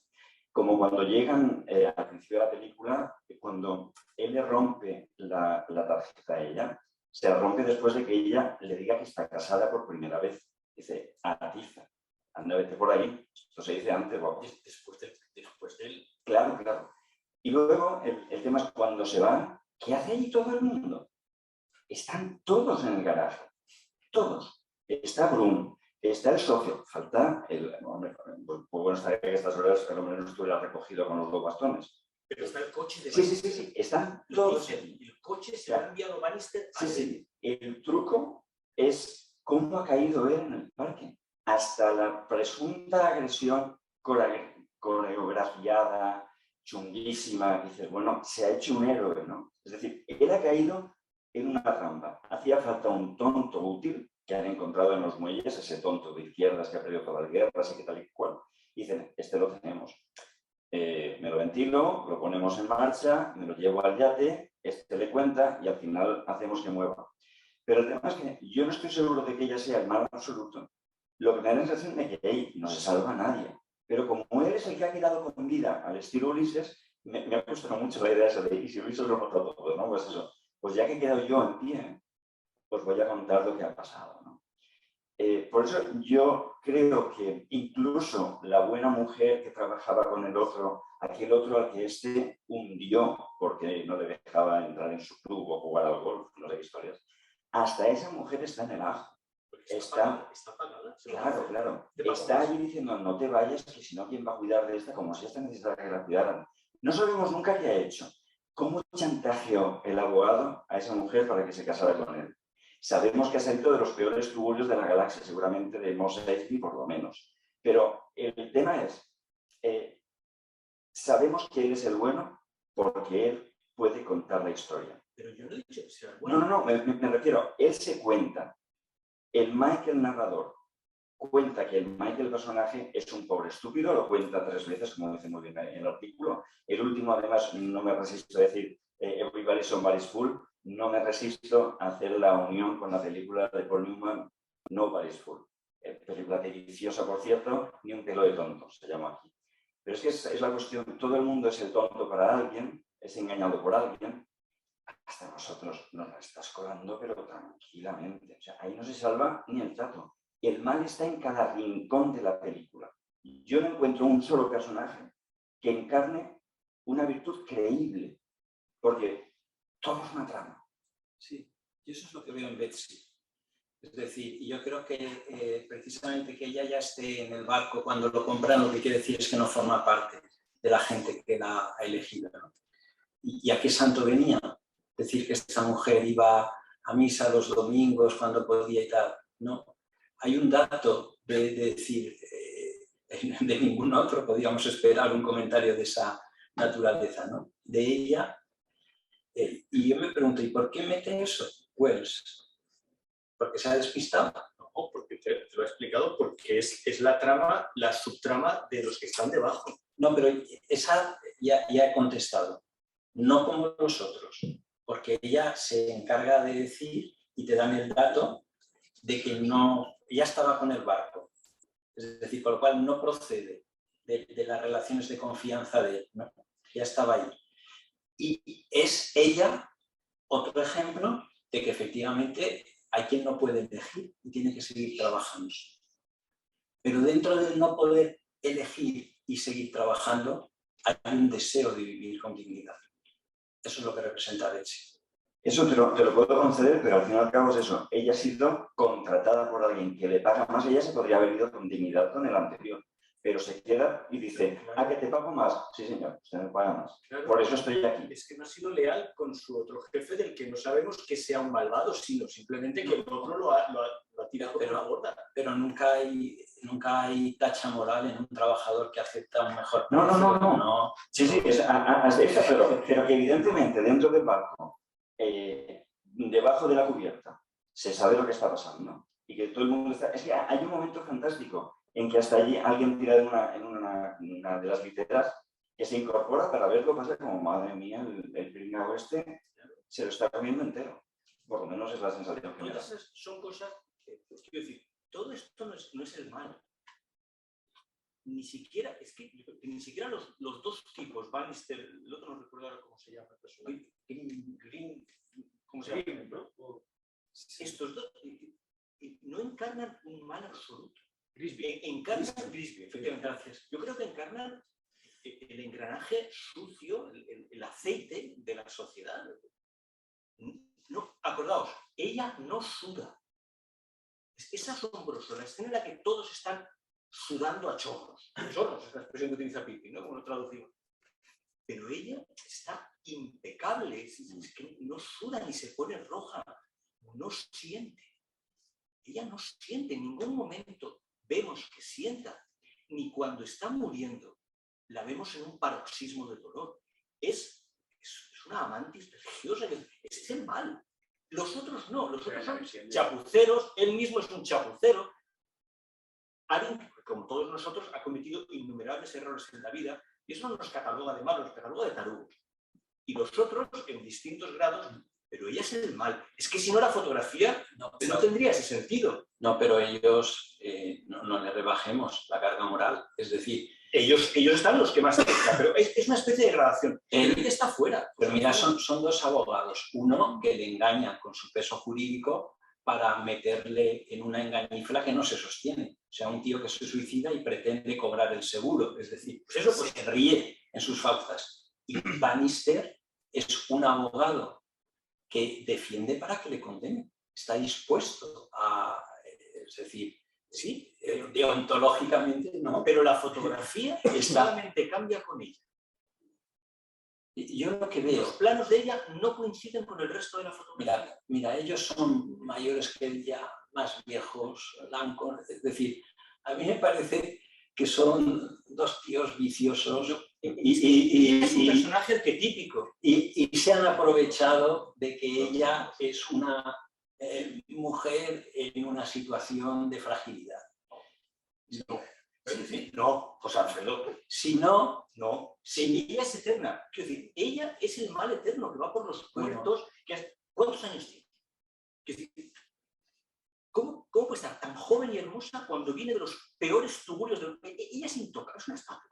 Es el mal, es la gorgona, yo qué sé. Es cualquier cosa excepto algo que podamos identificar con el mal pobre que hacen todos los demás en comparación con ella. Son chamanes, tamarileros. Pero yo creo que el relato que nos hace pensar que ella es así tan perversa es el pliego de descargos de Michael. Y entonces, pero es que en calidad jurídica, de hecho, no me vale la prueba.